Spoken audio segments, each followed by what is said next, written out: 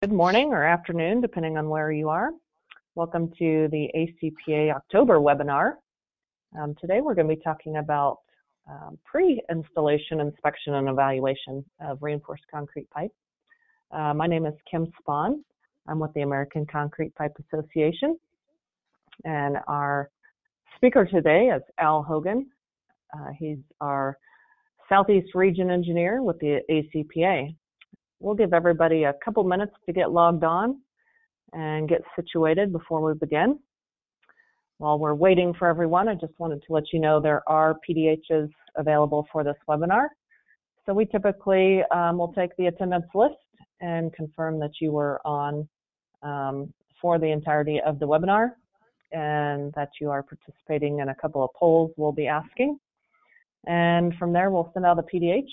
We also record this webinar, and you'll be able to find that in the next couple of days on the ACPA website. So we'll send that link out following the webinar after a few days and give you the location. It also does take us a couple days to get those PDHs sent out. Those do come from Wanda Cochran, so they won't be from myself or Al. They'll come from Wanda. And if next week you haven't gotten one, if you'll let us know, we'll make sure to get that over to you. So you will see on your panel, your webinar panel, a place for questions. You see a little question box. If you have any questions throughout the webinar, feel free to type them in the question pane. We do have everybody muted because we have a great attendance, and so it just helps keep it the noise down and us able to hear the speaker. So if you'll just type those in, we'll hold most of the questions to the end of the webinar, but feel free to type them in as we go so you don't forget any of your questions. And we do get an attendance list when you log in, so you don't need to send your name or anything through that question pane. We should have that.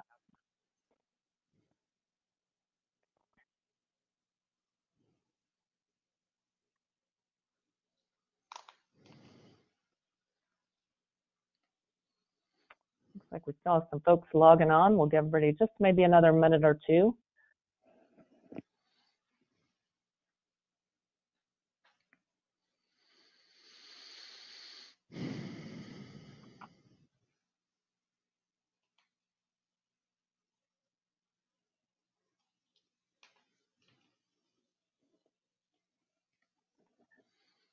Okay, well, to make sure we are being respectful of everyone's time, let's go ahead and get started. Today I mentioned we do have a guest speaker, Mr. Al Hogan. He is our Southeast Region Engineer for the American Concrete Pipe Association. Al has been with the concrete pipe industry for more than 30 years, and he is a registered civil engineer in the state of Tennessee. So Al, I'll go ahead and turn it over to you. Great, thanks, Kim. Hello, everybody. We're really glad you can join us today for our webinar. Great topic to cover today, the inspection and evaluation of concrete pipe prior to installation. This is a real issue that infrastructure stakeholders find themselves dealing with on occasion. It is our hope that by the end of this hour, we will all be better equipped to make the right determination if a reinforced concrete pipe is fit for use before it goes in the trench. You know, the best way to ensure long service life for any underground infrastructure is to make sure the product has been produced to meet the national standards and that that good product is not damaged after delivery in a way that would introduce risk of poor operation or even premature repair or remediation. Proper and timely inspections and evaluations during the life of any infrastructure component will ensure the product is right when delivered and stays right through the construction process and throughout the service life of the item. If your goal is for your installed RCP to last for 100 years or more, the right inspection and evaluations need to be completed at the right times in the life of the pipe.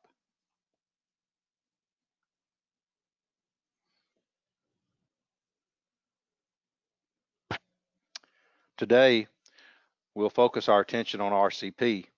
We will begin with a brief overview of the inspection milestones to consider from just after the product is produced through the original project completion. We will not deal with periodic asset maintenance inspections, but please know that those types of asset management inspections after the pipe is placed in use are also an important component of ensuring the product will maintain proper performance throughout the anticipated service life. We'll spend the bulk of our time today discussing the inspection and evaluation process between the time the pipe arrives on the job site and just prior to the pipe being backfilled. We call this the pre-installation phase of the pipe system. We will conclude our time today providing you with a short overview of AASHTO R73, which is the best tool we know of to provide any and all stakeholders with the proper technical guidance on the inspection and evaluation of pre-installed concrete pipe. The photos on this slide represent the 4 important inspection milestones during the life of pipe: the manufacturing process at the production facility, the pre-installation phase, the installation phase of the pipe, and the post-installation confirmation phase. Engineers, installers, or owners who desire to inspect and evaluate any underground piping product must have the proper knowledge, training, and tools to carry out the appropriate level of inspections and be able to properly evaluate the products during these important milestone timeframes in the life of a pipe. As noted earlier in our time today, we will only discuss RCP, but please understand all pipe products of any material type must be properly inspected and evaluated during these same milestones or phases of the pipe. It is also worth noting that the inspections and issues of concern for flexible pipe are not the same as the issues we'll discuss today for reinforced concrete pipe. For the rest of our time today, we'll cover the inspection and evaluation of concrete pipe between the time it arrives on the truck at the job site to the time that pipe is placed in the prepared trench. Throughout the presentation today, we will ask that you participate with us by answering a few poll questions. Kim will provide the poll questions, and after a short period of time, she'll provide the results of that poll. We certainly hope you will all provide us with your answers and play along with us here. So Kim, if you could launch the first poll, I'd appreciate it.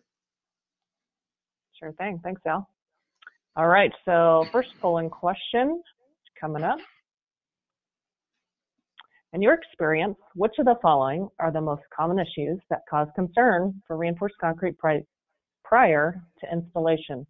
So you should be able to click on one of these. The choices are damaged valves and spigots or end damage, poor consolidation of concrete in the pipe walls, cracks in the pipe wall, exposed steel, or a rough surface on the interior of the pipe.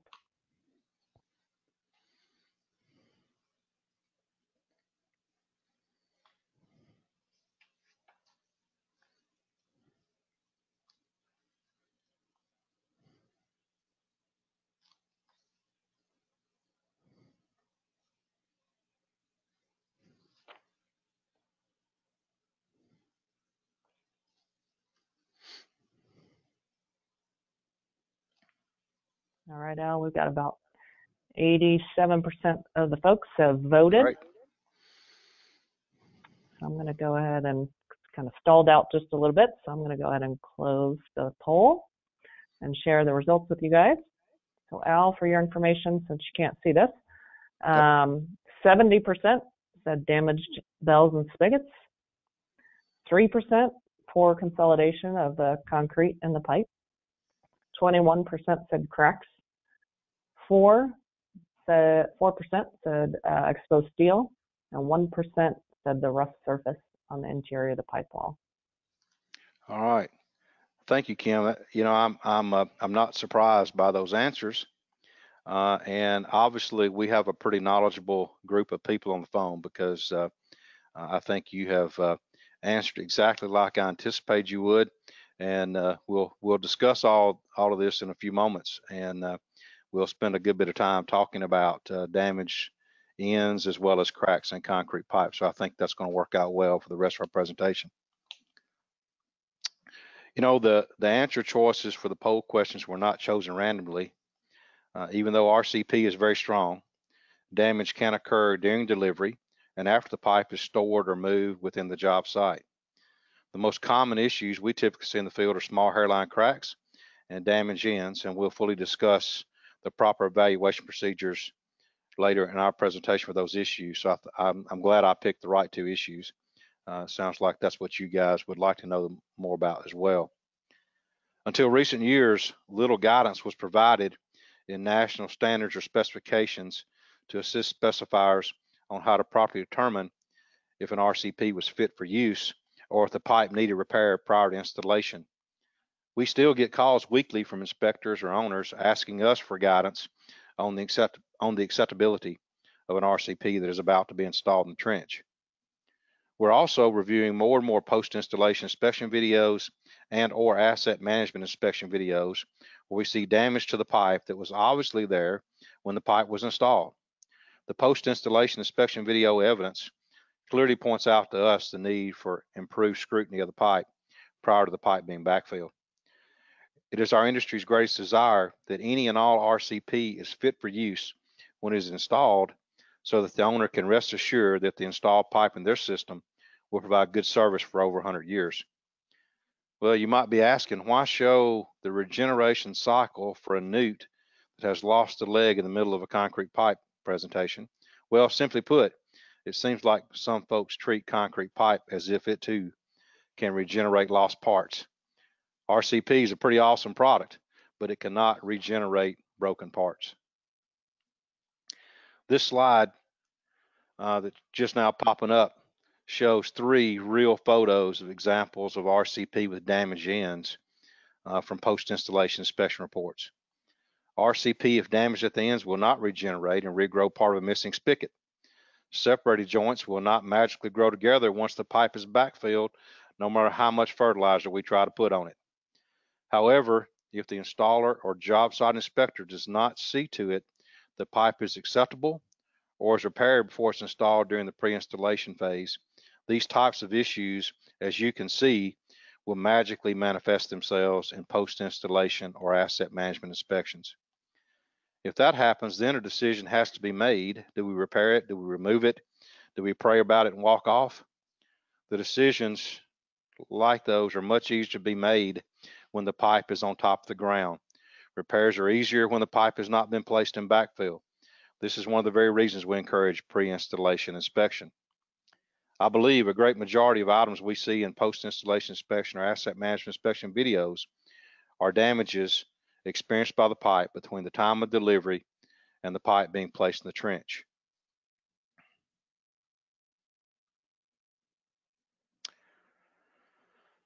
If a pipe is properly inspected, evaluated, and repaired if needed before it is placed in the trench, and the pipe joint is home properly as the pipe is being installed, almost all the issues we occasionally see now in post-installation inspection and asset management videos would be eliminated. Let me make it clear. If you desire a trouble-free, long-lasting RCP installation, the keys to success are simply make sure the pipe is right before it's installed and the joint is home properly as the pipe is being placed. We request that you consider adding language to your specifications and our standard drawings to require the pre-installation inspection of any pipe. The specification language should include, at a minimum, what inspections should be done, who is responsible for the inspection, and it also should include an evaluation criteria for common issues anticipated. We suggest specifiers use language or reference the user to the specifications of the specification to national standards and guidelines for all inspection and evaluations you feel needed. Concrete pipe has national standards or guidelines in place for pre-installation inspection and evaluation, post-installation inspection evaluation, and excellent standards for the design, manufacturing, and installation of RCP as well. Let me make one point very clear. Any inspection criteria should be coupled with an evaluation criteria. You should not tell folks what to expect for unless you provide an evaluation criteria that states what is acceptable, repairable, or not fit for use for the inspection items you anticipate or desire to be checked. Inspection criteria without evaluation guidelines is a recipe for fire drills and misunderstandings. Our industry experienced some uncomfortable moments and found ourselves in a few fire drills in the early to mid 2000s when post-installation acceptance and inspection criteria was rolled out in many states and municipalities without being coupled with proper evaluation guidance. Lots of inspection data began flowing and lots of people trying to figure out what they were looking at in videos and photos with only limited guidance and information on how to properly and correctly evaluate those issues. Most of that's been corrected now, and we will be discussing post-installation inspection and evaluation in an upcoming ACPA webinar in February, I believe. Before we move forward, let's participate in another poll question if you don't mind. Kim, could you launch the next poll?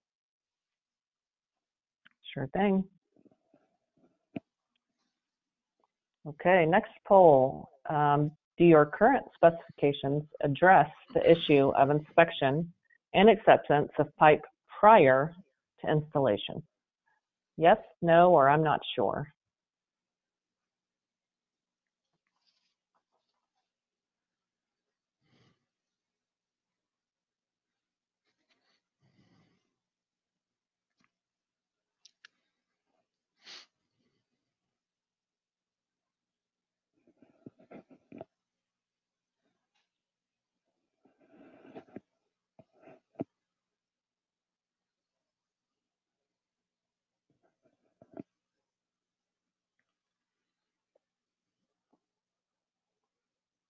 All right. I'll go ahead and close this poll and share the results with everyone. So 53% said yes, 20% said no, and 27% said I'm not sure. All right, thank you, Kim. Well, I'm a little surprised at that, but I'm glad to hear that you all are, a lot of you on the phone are covering those issues in your specifications. If you said you do not currently include any inspection evaluation language, don't feel bad. I would tell you that in my experience, a lot of DOTs and even or a few DOTs and a lot of municipality pipe specs that we deal with don't include much detail on pre-installation inspection or evaluation. However, we certainly encourage you all to do that. We have some good news to share with you. There is a national standard for the evaluation and acceptance of pre-installed precast products. It's AASHTO R73. AASHTO R73 is the standard practice for the evaluation of precast drainage products. The inspection guideline evaluation criteria for concrete pipe is already done in that document for you. All you would need to do is reference R73 in your specs or standard drawings and indicate who's responsible for the inspection and what is to be done if a dispute arises. A brief example is provided for you on the slide in front of you, and I'll read that to you. It's just some wording that I believe might get you started. It says RCP shall be inspected and accepted for use or repaired in accordance with AASHTO R73 prior to installation. The inspection of pre-installed RCP is the responsibility of, you choose, the inspector, the installer, the owner's representative. Inform the engineer of record or owner, whoever you would like, of any issue that cannot be resolved prior to placement of any pipe in question for their approval prior to installation. So that's gives you some hopefully some helpful language there if you so choose to use that in your specifications. The use of R73 is a tool for the responsible party to use in the evaluation of pre-installed concrete pipe. Will provide consistency with the pre-installation inspection process. We know this may be the first time you've been exposed to a conversation about R73. So let's take a look together at the type of issues and the level of detail covered in this national standard for the pre-installation inspection of reinforced concrete pipe. This standard was developed by the AASHTO Committee of Materials Group and was originally published in June of 2016. In other words, this was written by materials and test engineers from all over the United States that work for the Department of Transportation. The information provided in this standard practice can be applied any time after the production of the pipe and prior to the pipe being backfilled. Until June of 2016, there was no nationally fully vetted standard for the visual inspection and acceptance of pre-installed concrete pipe. Because of this document, users are now provided with the checklist, if you will, to qualify a pipe fit for use by simple, visual, and non-destructive methods. Prior to 2016, there were only a few references in our manufacturing specifications that briefly covered acceptance criteria for finished products. R73 provides everyone with the same playbook for proper evaluation and acceptance of pre-installed pipe. As an overview, the bullet points on this slide indicate the main topics that R73 covers. This document includes inspection and evaluation criteria for not only reinforced concrete pipe, but also non-reinforced precast concrete pipe, box culverts, manholes, and precast catch basins. The evaluation guidelines include proper evaluation of cracks, damaged in, and common manufacturing defects. For each type of precast product and for each issue of concern, there's an evaluation criteria that classifies the product acceptable as is, needs repair to be acceptable for use, or the product is damaged so severely it should be rejected for use altogether. In our original poll question earlier, we listed 5 different issues one might occasionally see in a pre-installed concrete pipe. I selected those items because every one of those possible conditions are covered in R73 evaluation section for all things precast. So for example purposes, and get a better understanding of the level R73 gets into, let's look at a few more slides here about it. So let's begin with a look at the evaluation criteria set forth for cracks in reinforced concrete pipe.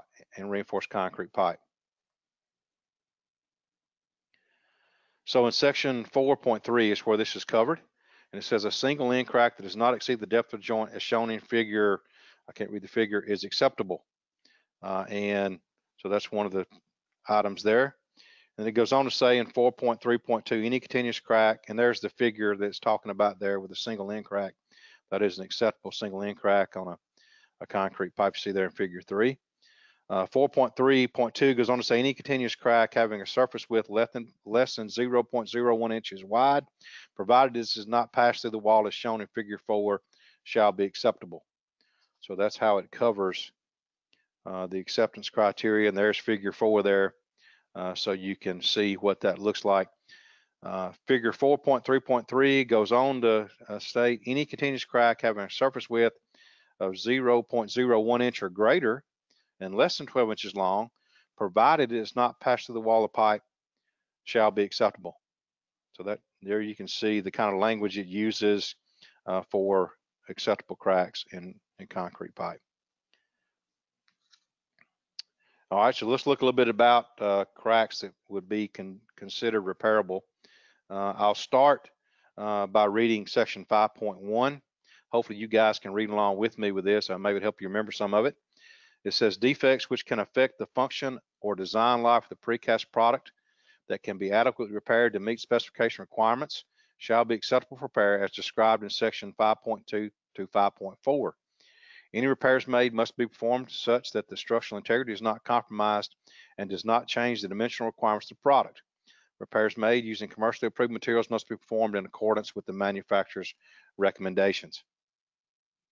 All right, so let's look down in section 5.2, and it says in 5.2.1, cracks can be repaired in accordance with section 5.2.2 and 5.2.3. So let's see what that says. It says for pipe, cracks 0.01 inch or wider and longer than 12 inches that are not passed through the wall can be repaired with an approved repair material as described in the contract or approved by the owner. And 2.3 says for other products, cracks passed through the wall can be repaired with an approved repair material as described in the contract or approved by the owner. So that would be for other products besides pipe. So 5.2.2 is what covers the repair for cracks in concrete pipe or allowable repairs. Let's look and see what it says for cracks that would cause a pipe to be rejected or causes for rejection due to cracks in the pipe. That's found in section 6.3, and I'll read through these as well. This is a pretty quick read.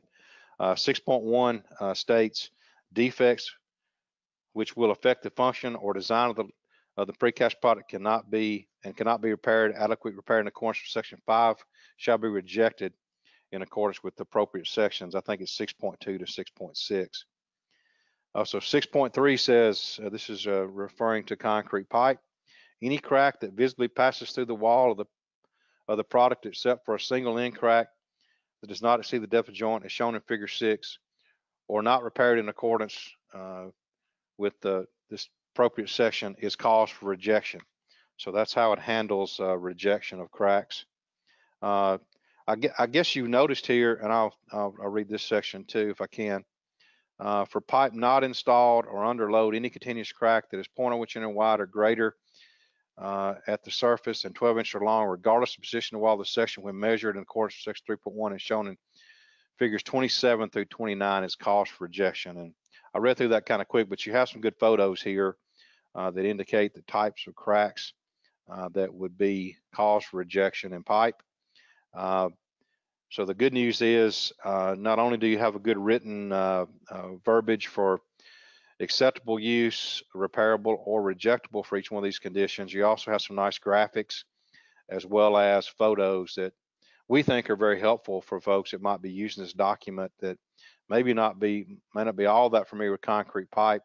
I believe the photos and the graphics certainly would help anyone understand what they're looking for and what is acceptable, rejectable, or repairable. So that's really neat part of R73. All right, so let's switch gears for a minute and let's look at another common defect of concern that R73 covers, which is damaged ends of RCP. So here's what it says about acceptable damage to the ends of pipe. I'm blocking out some of my words here. Let me find this in the document while I'm sitting here. Hang on just a second. All right, so section 4. If your dashboard is covering your words, you can just click on it and drag it out your way. Okay. Or click on the little orange arrow. Got it. I've got R73 in front of me, so I'm gonna do it that way. I'm afraid if I click on it, I'll mess something up, Kim. It scares me. Okay. No clicking. But I do have it. I will read the full sentence here on 4.6.1. It says a single fracture or spall in the joints not exceeding 3 inches around the circumference of the pipe, nor 2 inches in length into the joint, unless these defects exist in more than 5% of the entire shipment or delivery, shall be acceptable.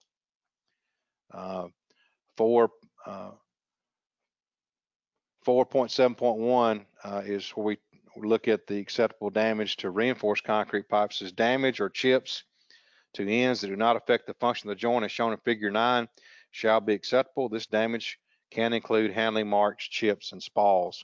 So they also provide you a nice photo. A little hard to see on the slide here, but if you look hard enough there in the sort of the upper left-hand portion of that bell, you can see a chip that is chipped off of that bell, and they're showing you here that is a photo of an acceptable damage to reinforced concrete pipe. So let's look at what's repairable for end damage here. That's covered in section 5.2.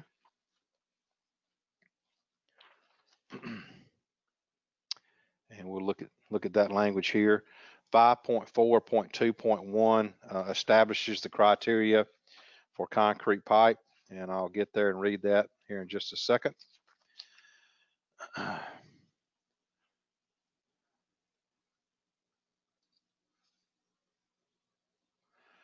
Okay, it says damage or chips in round structures 1 inch and greater in depth of the end of the bell or spigot and not exceeding the depth of joint can be repaired, provided the total cumulative damage does not involve more than 50% of a round structure circumference, and no individual damage or chip can be more than 25% of a round structure circumference. And they give you a nice graphic that shows you what they're talking about there. I didn't put the graphic in the presentation, but I did put a couple of photos there that you can see what would be acceptable areas or acceptable ends that could be repaired according to R73. So If you were looking there at that verbiage there on that we read, you'll see that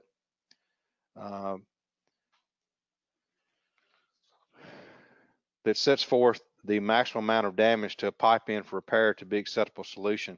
The damage area is based upon the circumference of the pipe, so math would be required to determine the full circumference of the pipe in question.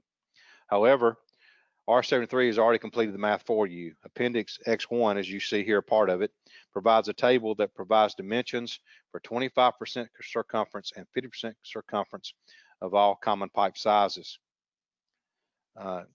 In-field application, the inspector would take measurements of the damage areas to the end of the pipe with a tape measure and then compare the measured dimensions of any damage to this table to determine if the pipe is a candidate for repair according to R73.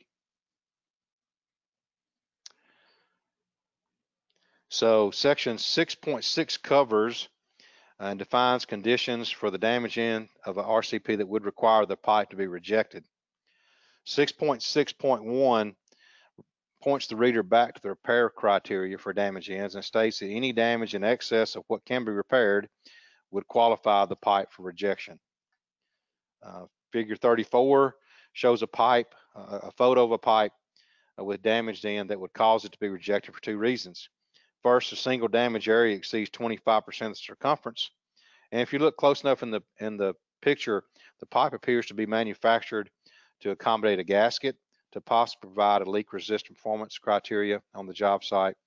The repair of a pipe end where the damage in the joint exceeds the depth of the gasket seating surface would make this product difficult to repair and provide a leak resistant performance. There's a couple reasons that would be rejectable there. Well, now I've given you a little sneak peek here of R73. I guess what I would call a real quick Reader's Digest version. I know and I hope you're likely to want a copy and hopefully study up so you can make proper application of this tool. You can purchase your own copy of R73 through the AASHTO bookstore. This is a document that we cannot provide you a full copy of, as this document is copyright protected by AASHTO. I looked yesterday on the AASHTO bookstore. It cost you about $97, I believe, to be able to purchase this document and download it, but small price to pay to make sure everything's good on your project. Once you have R73 in hand, you would need a few simple tools. I only need a few simple tools to be ready to go to the field and evaluate RCP in the pre-installation phase of a project. The other tools you would need are shown here on the slide. You need to acquire a tape measure, maybe a simple calculator, and a crack comparator card or a feeler gauge to measure crack widths, and you'd be set. You can order a crack comparator from a number of locations on the website, or you can obtain a .01 feeder gauge from ACPA if you're so inclined. All right, so I hope you guys are paying attention. We're going to do a little test here to see if you were following along with us and reading along with us, and hope you were, and help us, I guess, better understand maybe, or help you understand better how we can make application of R73.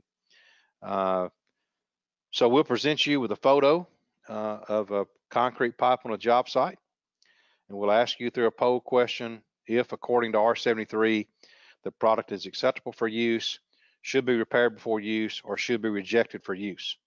So here we go. Here's the first photo. I'll give you a second or two to look at it, and Kim, after 3 or 4 seconds, if you want to jump to the poll question, that'd be great. And when you get that, when you get those results, just read them out to us. Okay, you bet.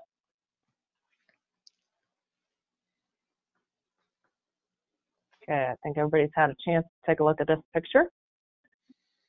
All right, so the last picture you were just looking at, according to AASHTO R73, is the pipe that you saw there acceptable, repairable, or rejectable?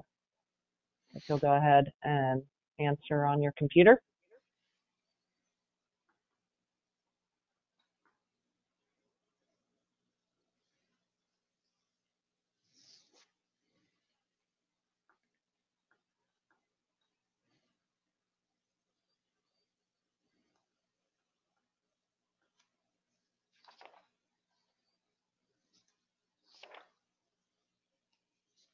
All right, we got 82% who voted, so I'm going to go ahead and close that. And sharing the results, Al, we got 54% said acceptable, 40% said repairable, so pretty close split there, and 6% said rejectable. All right. All right, so we're back to looking at that picture if you wanted to talk about awesome. that at all. All right, I just flipped down the next slide I can jump up there and show you. So if we go back to that picture, you can see a little chip in the face of that bell. In this case, according to R73, the right answer would be acceptable A, which the majority of you got. So let's look and go back and see in R73 why that is the case. So according to R73 in section 4.7.1, damage or chip to the pipe end that does not affect the function of the joint shall be acceptable. So if I flip back up real quick, we'll see that photo. That little area of damage there does not involve the sealing surface at all where the gasket or butyl mastic would be placed. So therefore, in this case, it would be acceptable for use. So I think that's pretty straightforward. All right, so let's look at one more damaged end here, Kim. If you'll give them a minute or two, look at the picture there. This is the bell end or the groove end of a concrete pipe. You can see a chip out of that bell. So Kim, whenever you want to, you can launch that pole as well. All right, give everybody just a second to take a look at that. All right. So again, according to AASHTO R73, is the chip joint shown in the photo acceptable, repairable, or rejectable?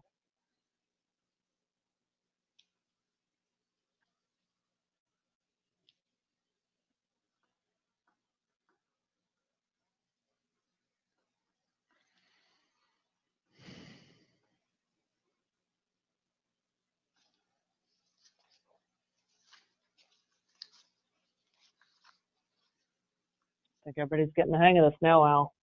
All right, what they got? All right, we got 83% that voted. Nice. All right. So we got 2% said it's acceptable, 79% said repairable, and 18% said it was rejectable. All right. We'll hide that and go back to your slide there. We can see the picture. All right, so I'll give you another second or two to burn that in your brain here, that picture, before we go on to the next slide. The correct answer was repairable according to R73. And so let's read through that section again.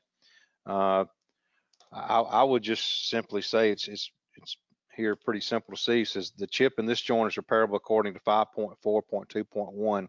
The damage area is obviously less than 25% of the circumference. So that's really what we're looking for here, is that dimension. Now, if you were a real stickler for the rules, and we hope you are, you could take a tape measure for you on the job site, measure that area of damage, figure out what pipe size ID is, and compare that to this particular chart in Appendix X1 that we talked about earlier, just to double check that and make sure that section of damage is less than 25% of the circumference. All right, one more example and we'll be done with our polling questions, I think. Here's another issue. This shows a crack in a reinforced concrete pipe with a pin there to give you some idea of size. So Kim, you can read the question and proceed with the poll whenever you want.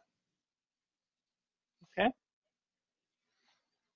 Everybody had a second to take a look at that. All right, here comes the poll. Bet you could guess what it's asking. So according to AASHTO R73, is the cracked pipe shown in the photo acceptable, repairable, or rejectable?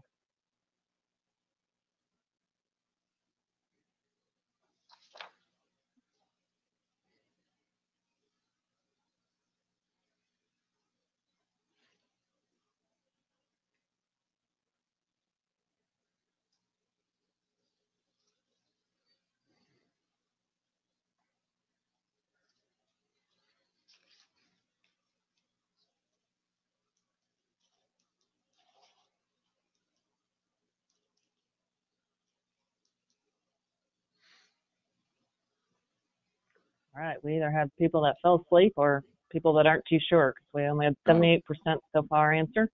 Okay. All right, getting a couple more in here in just a second.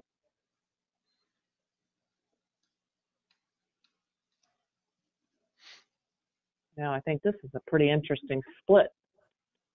All right, what you got?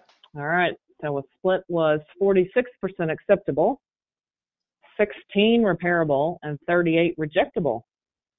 All right. All right, well, that's not too surprising. We usually get mixed results on this question, because look what I did.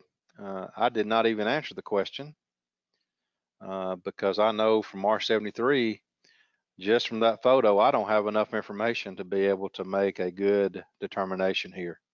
So this was kind of a trick question. I'm sorry for that. Not really sorry for it. I just want to point out to you that that some need to have some other important information. The crack width, it's really just really difficult. We get this all the time. Folks send us a photo of a very small crack in a pipe and ask us, is it okay? And it's really hard to tell from a photo, and I'll explain why. By R73, the crack width would need to be checked with a crack comparator or feeder gauge. The crack width having a width less than 0.01 inch, provided it does not pass through the wall, would be acceptable. Crack width greater than 0.01 inch and less than 12 inches in length that does not pass through the wall would be acceptable. Any crack passing through the wall would not be acceptable. So for crack evaluation using R73, you must always determine the width, the length, and check to see if the crack in question extends through the wall of the pipe. So that's the kind of data you would need to be able to really evaluate a crack in a pre-installed concrete pipe. Well, I hope you enjoyed playing along with our quiz. I really appreciate most of you doing that. It sounds like we had about 80% or more on every one of the questions participating, so I appreciate that. We try to add some interaction into these presentations, and we hope that was helpful to you to not only interact and stay awake, but also maybe learn a little bit more about R73 and how to apply it. We encourage you to purchase a copy of R73 and make application as you see fit. Our industry supports the use of this fairly new inspection and evaluation tool. It's been kind of a life-changing opportunity for us in our industry, where in times past, we might find ourselves with two of our best clients, the owner and a contractor, and trying to resolve some issue on a job site along these lines. And really, we didn't have none of us had a good evaluation criteria that have been fully vetted. So I really think this is a good tool for us to use. It has been written and vetted by AASHTO. As I said earlier, the folks that wrote this were DOT material and test engineers from all across the country that work for DOTs in a lot of states. It is a national standard. I think that's always good for us to, anytime we can lean back on the national standard, I think that's the right thing to do. We believe as an industry, this document is technically correct. It's objective. It would provide consistency and evaluation acceptance. Provides an easy checklist application, if you will, by contractors, inspectors, owners, and industry. Just a reminder, this document also includes the evaluation criteria for not only reinforced concrete pipe, but non-reinforced concrete pipe, box culverts, and structures as well. So really an excellent document that we think is there for you to use, and we hope you will. As far as outcomes and takeaways, it's our hope that now that we've wet your whistle on the need to do pre-installation inspection and provided you with a great tool, you'll make application and act by including pre-installation inspection to your specifications or standards. If we can be of help, please reach out to any of your local reinforced concrete pipe producers or your ACPA region or state engineer. If you're not sure who to call, please reach out to our ACP office, which I provided a number for there, and or me. I've also given you my phone number and email address. We can certainly help you locate your local pipe professional in your area. If you have any further questions or if you want more training on this, be happy to help you with that.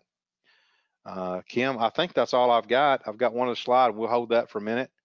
about some upcoming opportunities, but maybe this is a good time to chat about some questions if anybody has them. Yeah, we got quite a few good questions. Okay, good. One really good question that we didn't touch on, maybe you can briefly talk about what R73 talks about for finish and consolidation and what's acceptable. All right. So there's a whole section in R73. I don't, it does cover finish to some degree, and all of those topics will be covered under the manufacturing, what's in this document is called manufacturing defects. So in manufacturing defects, it covers, just to give you some idea, I'm flipping through the document just to read off some of the items. It covers finish like seeing form seams and those kind of things. Rifling or tool marks inside the barrel of the product, pore consolidation, honeycomb and bleed out. All those kind of items are covered in the manufacturing defects section of R73. I didn't mention this, but R73 is a total of 23 pages long. So hopefully that would answer that question. Now, again, if they get a copy of that, if they'll just look in the manufacturing defects section, it goes right along just like we did for cracks and damaged ends. It gives you what's acceptable condition and what's repairable and what's rejectable, and it shows photos and graphics of each one of those conditions. So I think that would be helpful to them if they're wanting to know more about. And also gives you, similar to the end damage, it'll give you a size that's acceptable. That's right. Yeah. Those type of things. So for honeycombing and bleed out. That's correct. Okay, great. Another question was, can we get a copy of these slides? We will post both the recording of this webinar and a PDF of the slides. So yes, you will have access to those.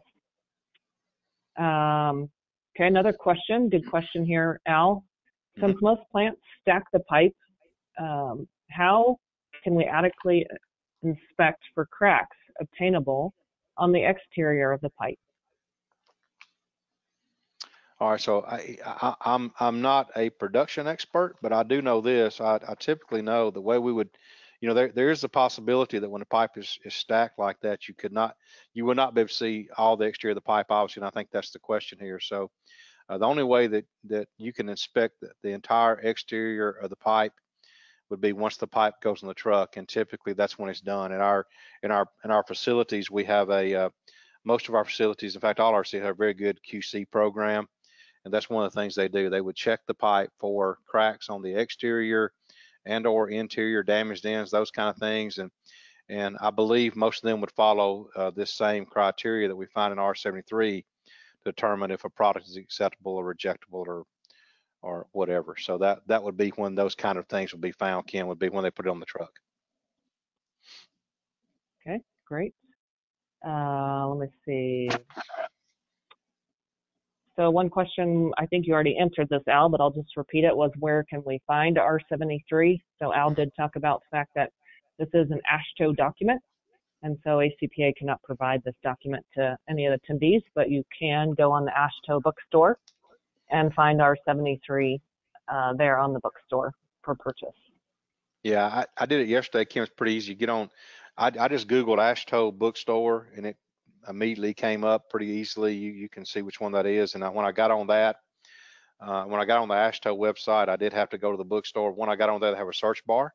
You can type in R73 in the search bar, and it'll come right up. If any of you have trouble with that, let me know. If anybody wants a link, Kim, they can, if they grab my email, they can send me an email. I'll send them a specific link to the document in AASHTO bookstore if they need it. Okay, perfect. Here's a question we oftentimes as manufacturers or representative manufacturers get and are asked to respond to is, how do you respond to the owner when they indicate that they are paying for new pipe, not damaged pipe? Right. Well, certainly that is a question that we hear occasionally. And I think I think R73 helps us here. I think this document does a good job of defining what pipe is acceptable for use. And so that, I think this is gets us a long way toward helping answer that question, that if the pipe needs to be repaired and they will allow us to repair it, we or the contractor can get it back to a condition that is acceptable, which I think is good. Certainly the owner always has the ability as the owner to handle these kind of situations as they wish. But in the past, like I said, we really never had a good guidance document on what the pipe needs to look like to really be acceptable for use. And now we have that. So I think that will help go a long ways. We have those conversations, at least I hope it will. Yeah, I agree, Al.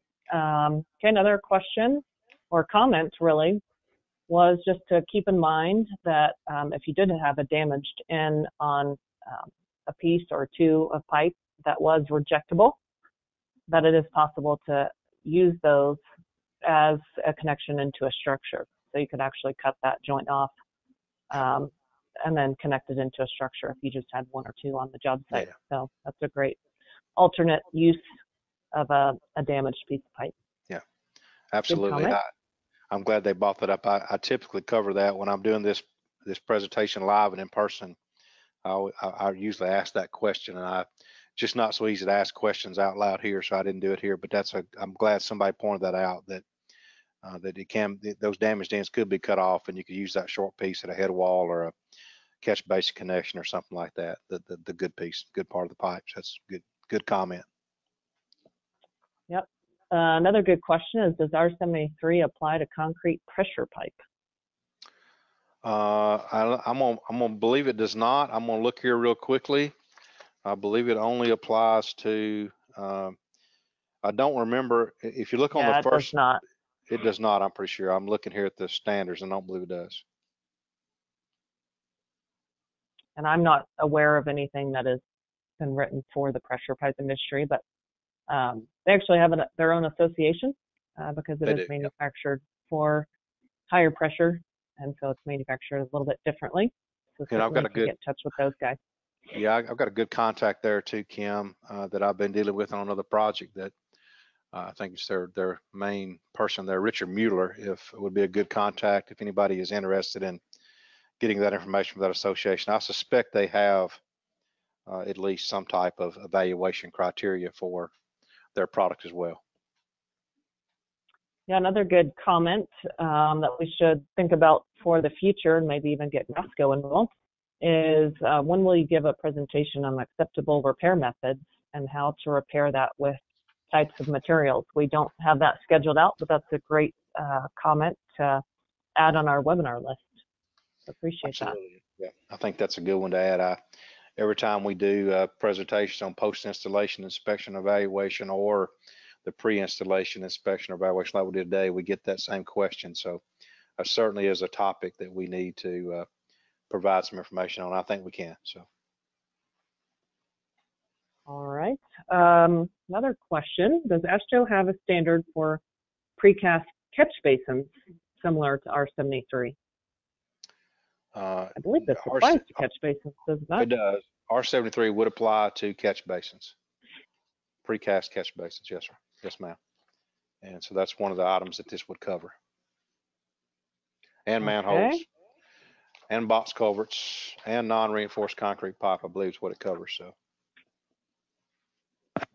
All right. So another good question. If the spigot section of the pipe has a crack, that crack is not grounds for rejection as long as it falls within R73. Is that correct? That is correct. Yep. So there's a whole section on end cracks, if it's just on the end, and how far that crack can propagate into the pipe. Really, I think the written criteria says a single end crack that does not exceed the depth of the joint shall be acceptable. So that's the exact terminology there. So. Great, thanks, Donna. So another question was 2016 the first year for R73 publication? Yep, that was when it was written and accepted by AASHTO. That was the very first year it was in publication. Yep. Another good question. does permeability change the crack parameters of acceptable, repairable, or rejectable? Kim, I'm talking off the hip here and I'm flipping, but I do not believe that this particular document speaks to the issue of permeability. That would be more of a production type of issue or standard that we would need to follow. So right. So C76 speaks to permeability and the allowable permeability for a pipe.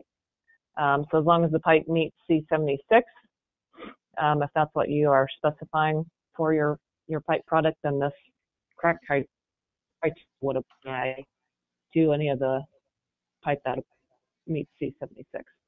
Correct. Another question about getting a certificate. Yes, we do send out PDHs, so we capture everyone who's logged in and the times you've logged in and logged out. And so as long as you've met the minimum criteria, I think we go by 50 minutes of this webinar and have participated in the polling questions, you will receive a PDH certificate. That does take us a couple days to get out, so if you'll give us the next week, that would be great. You will see that from Wanda Cochran. She'll send those out sometime in the next few days. Another question about acceptable repairs. So that does talk a little bit, R73 does talk a little bit about the type of repair materials, but it is not super specific. So again, we'll go back to, perhaps we can do a future webinar on acceptable repair methods for concrete pipe. It's a great question. Another good question. We have about 3 minutes left here. We'll try and get through as many of these as we can. What percentage of non-reinforced concrete pipe is used compared to reinforced concrete pipe? Kim, I'll take a stab at that because I don't know that I know. I think you heard when Kim introduced me, I work in the Southeast. So I would say a large majority of the pipe that I see here is reinforced. But I also know there's areas of the country that that there is still a significant use of non-reinforced concrete pipe, and this document it does differentiate between the evaluation of those two products. So there is a differentiation in R73 of reinforced versus non-reinforced pipe. So if you are looking at and you know the pipe is non-reinforced, just make sure you're using the right evaluation criteria or vice versa. Yeah, great. Another good question. How do you know if the crack is the full width of the pipe? I'm guessing they mean through the wall. The only way you would know through the wall is to be able to look out, see the outside and the inside of the pipe, and certainly prior to installation, that's pretty easy to do. I mean, it's unless it was a very small pipe and the crack was in an unusual place, you couldn't get to it. Otherwise, you can see the crack if it runs all the way through the pipe wall. Otherwise, yeah, that's what I was going to mention is just to remember that this is prior to installation. That's right. Inspection. Yep. Okay, which is a great segue, by the way. That's a great segue, Kim, into our, well, I'll let you go ahead and get more questions in. We'll do segue in a minute. Okay. For the pipe dry mix, is there any way to test the dry mix so the pipes will not collapse or crumble during the production? Wow, man, that's kind of like a crazy, really serious production question. But certainly, I think the best way, I don't know who asked that question, but the best way to see how that's done is to call your nearest concrete pipe manufacturer and get a plant tour. They can show you how they produce product. I would say that the condition you're asking about there about slab offs and about the dry mix, that I'm not saying that never does happen. It certainly can happen at the plant scenario. But our guys do a great job, because when that happens, that pipe is not fit for use usually if it's a big enough place. And you can see here there are some guidelines for what is repairable even in those conditions of the plant. But I think the best way to learn about that and see how we do what we do with the dry mix is to go to a plant and see it. So I'd just say reach out to your local producer and go see what they do. It's a pretty neat process. Yeah, in fact, R73 speaks to slab offs as being after I think the wording they use is after initial set. And so manufacturers do have the option, if it's prior to initial set, that they can actually repair that at their discretion. Yep. Now, certainly if it is a really dry mix and that's not performing right, they will adjust their mix and move forward. But yeah, I like your idea, Al. Contact your local manufacturer. It is much different than a typical wet cast production if you've never seen it. We're running just a couple minutes behind. We do have some more great questions. I love all these questions. So I'd like to get them answered, but to be respectful of those folks' time that may need to hop off, we had a couple wrap-up points to make. So Al, if you want to help make those, and then we'll continue with questions for those who can stay on. Oh, sure. I was just going to remind everybody, and I hope I'm not stealing your thunder, Kim, but I got the slide up, so I'll do it. There will not be a webinar in November. Our next webinar will be in December, and I believe Kim told me that topic is going to be engineering ethics. And then we'll follow up in February with a webinar on post-installation inspection and evaluation, which is a good follow-up to the class we just had on pre-installation. So that'll be another good inspection and evaluation class to attend if you're so inclined. And we also have a really good training opportunity coming up for anybody that's interested in our pipe school. Our ACPA 2020 pipe school and pipe show is the first week of January. I think it's January 6th through the 9th. And we have registration information about that on our website. And if you're a municipality or a DOT employee, we do offer scholarships in some cases. So make sure that you check that out and consider joining us in January in San Marcos, Texas, at Texas State University. So I think that's it, Kim. Yeah, now with the transportation track, certainly if you are able to join us but need some funding assistance, we do have scholarships available for application. So if you're interested in something like that, just let Al or I know, and we can get you in touch with the right folks to make an application for a scholarship. Yep. And with that, I will thank everybody for joining us. We will continue with questions. Again, PDHs will be sent out in the next few days, as well as a link to the location of this recording and the PDF of the slides for your use. So Al, just to continue on. Sure. Is there a good rule of thumb as to the proper maximum height that a pipe can be stacked?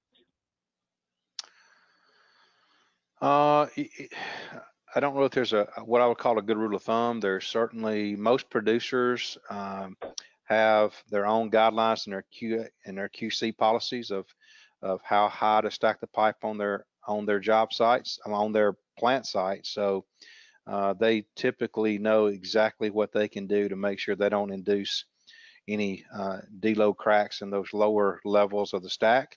So always a good idea for somebody on the job site, if they're concerned about the stack height or the number of pipes they can stack, how high that can go. I would encourage you to reach out to your producer, because they all have that information for their specific pipe. Yeah, it's based on diameter and the class of pipe. Obviously, you're, like Al mentioned, you're trying not to exceed that deload capacity. And so that's all based on those factors as to how high you can stack it.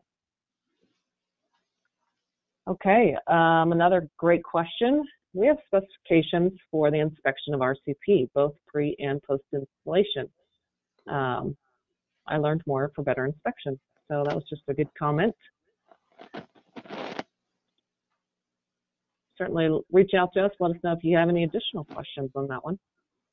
Another question, should pipe be inspected at the manufacturing site and again upon delivery to assess transportation damage? Yeah, Kim, again, I think typically what's done, almost always, if not always, the pipe is inspected prior to leaving our facility. I always suggest when I do this presentation live and in person that the next best time to inspect it would be while it's still on the truck when it arrives on the job site.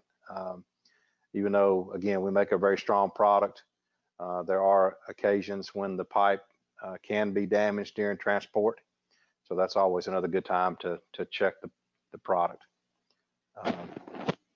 for damage. Okay. Another good question is, it just says jacking pipe question mark. So I assume they're asking if this is applicable to jacking pipe. It's probably a good question. I would probably think about that for a minute, but in general, I think it could probably be used for jacking pipe. You know, it's maybe a little more scrutiny on those kind of products because you are introducing a pretty significant force on the end of the pipe as you're jacking those axial forces.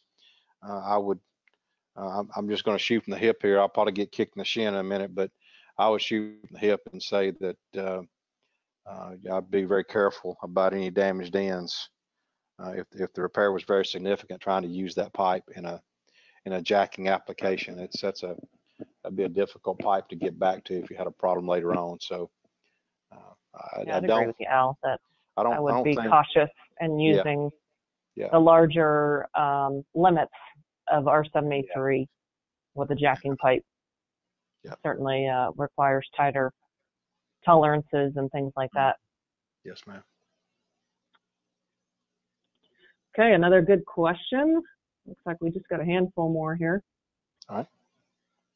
How do we reconcile the limits of repair based on circumference against existing guidance based on percentage of diameter? For example, ASTM C443. I don't know. Kim, I hate to say this, but I haven't compared those two documents in that way. So I don't know how to answer that. I'm not really sure. I know this. This is pretty. R73 is pretty clear how it is based on percentage of circumference. I haven't read 443 in a minute to compare the two dimensions. I'm not sure how it compares. Yeah, I was thinking the same. I'm not real sure exactly what the question is comparing or asking about C443. Being a manufacturing spec, it doesn't typically go into defects. Yeah, I think there's a section in 443. I'm going from memory because I've looked at 443 recently, but not at the. There's a acceptable criteria there for repairing damaged ends in 443. And I don't know how these two compare because I just haven't done it, but I will do it now that somebody's asked the question. I was going to try and look at it while you finish up these questions. Maybe I can get back to it at the end. All right. Let's see. Has AASHTO come out with a post-installation standard yet? A couple things out there, and we'll cover this in more detail. I'm not sure if I'm going to do the post-installation inspection presentation or not, but I do a lot of chatting about that in my world. There is an ASTM standard, and if you're still looking at the screen, you can see it there. It's ASTM C1840 that covers the inspection and evaluation of installed concrete pipe. So that document's done, out there, ready to be used right now today. It is similar in content as far as how it's set up to R73, how it works as far as the evaluation guidelines and those kind of things, and solutions as well. So they are similar in nature, at least how they're set up, but certainly have a little different evaluation criteria. But so there's ASTM standard. There is no AASHTO standard other than there are some minimal guidelines in AASHTO bridge construction specifications for all pipe types. Each pipe type would have a section on post-installation and have some conversation about evaluation. There's some information there now in AASHTO. There's also a new development, a new document coming out soon on the evaluation of culvert pipes that was done. It's going to be an ASHTO document. It's going to be an ASHTO guide, but that document is really written more for asset management type of conversation, but it certainly will have an evaluation criteria in that as well, so that folks can make application on installed pipe as well. But that document has not been published yet. We expect it to be out sometime in the next month or two, so that by the time we have our webinar in February, we may be able to introduce folks to that information as well. We'll see. Okay, great. Thanks, Al. I did look up 443, and now that I've jogged my memory, so R73 does distinguish between gasketed and non-gasketed pipe. Correct. And for I think Al went through the non-gasketed section when he talked about the 25% circumference. That's for non-gasketed. If you look in R73 for gasketed pipe, which would be applicable to 443, it talks about it being 25% of the inside diameter for the acceptable repair. So it does match up with 443. Oh, good. That's good. I didn't know that. Good to know. Okay, another question. Does the criteria apply for manhole structures for gravity systems? Yes. That's a simple one, isn't it? Yep. Yeah, we didn't really go into manholes, but it does apply and has sections that talk about manholes. Okay, another couple good questions. I assume R73 is intended to address acceptability of defective or damaged product, but not general acceptability of workmanship, i.e. repetitive issues. And it actually does not distinguish whether it's a repetitive or a one-time issue in a production facility. And so it just gives you criteria. If an inspection is found to have this defect, is it acceptable, repairable, or rejectable in that condition? Yeah, you know, Kim, I always tell folks that are on the inspection side or the owner side of the business, if they ever see a consistent issue that they feel is some type of concern, may or may not be covered, forget R73 for a minute, may or may not be covered in R73. If it's something that they see on a finished product that they see more than occasionally they think it's a concern, they should call their local producer and have a conversation with them.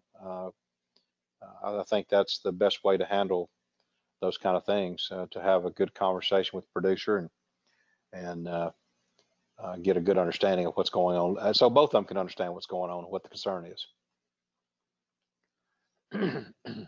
Yeah, great. So another question, good question here is, if C1840 accepts a crack larger than a 0.01, why does R73 reject if it's 0.01 and longer than a 12-inch crack?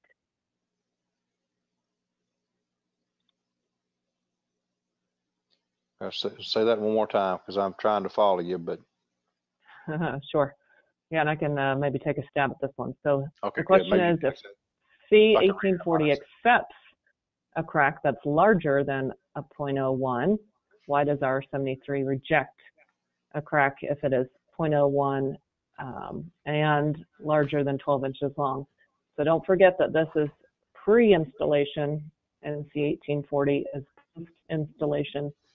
So once the pipe is installed, if the load on top of the pipe has created a 0.01 inch crack, you have to remember it's now being supported by all the soil around it and will most likely be in a stable condition, where we don't want to start with a pipe that has seen absolutely no load, that is showing, it's an unloaded piece of pipe that's showing a 0.01 inch crack. Mm-hmm. So if you've ever seen a 3-edge bearing test, you can load that pipe to 0.01 or greater, and then when you unload that pipe, that crack will actually close up. And so that's the big difference. We don't want an unloaded pipe having that large of a crack, or if it is already installed and loaded, it's acceptable for that steel in the reinforced concrete pipe to take some of that load and those forces. All right, another question is, R73 addresses proper environment conditions for proper repair. I think this goes back to repair methods. And since that's about the third question, I think we should put it on our list. Yeah. And I can tell you that we're probably going to need some help from our production side of the world, because occasionally they'll have to do some repair at the plant site. They are better equipped to answer those kind of questions and talk about materials and the right materials and the techniques to do it. I know that's covered somewhat in our quality control program and our training there. So hopefully we can get some guidance and put something together that folks can understand. I do know that good repairs can be done at the plant. I do know good repairs can be done at the job site. But to get a good repair, you need the right materials and probably even the right training to be able to put together a good repair of a concrete pipe. All that can be done. I feel confident about, but certainly would need to have some knowledge of materials and techniques as well to do a good repair. I think we have one last question I'm seeing here. What can be done when an inspector doesn't want to recognize AASHTO? I always say get them a headlock, but I know we're not supposed to say that. I'm just kidding. Really, the inspector is, I'll be serious for a minute, the inspector is a representative of the owner in most cases in some way, or a representative of the engineer of record. So, if you, I'll do the old Bible reference. If you go to him and he won't fix it and you take somebody else and you go to him again with another person, you try to work through it and you can't do it, then maybe you got to go to his boss and talk to their boss and figure out if you can get something worked out. So, I wouldn't do that the first day, second maybe. I would try to convince him that AASHTO or national standards are a good way to resolve issues, and we think they're vetted and they're good and they're done by others, and whatever you could use as far as trying to convince him that you've got a good criteria here. But if you can't get anywhere with them, you have to go to the next step up. Is about the only way to do it. Yeah, and I would say certainly check their local standards. Certainly local agencies do deviate from AASHTO at times, and so if those local standards say something different, then that's what we need to understand that we've got to live by. So hopefully there is some mediator or standard specification that can help guide us as to what's acceptable, repairable, and rejectable to that specific agency. Absolutely. So that's all we have for today. That's all the questions that came in. That was awesome. I loved all the questions that you guys had for us, and sure appreciate all your participation.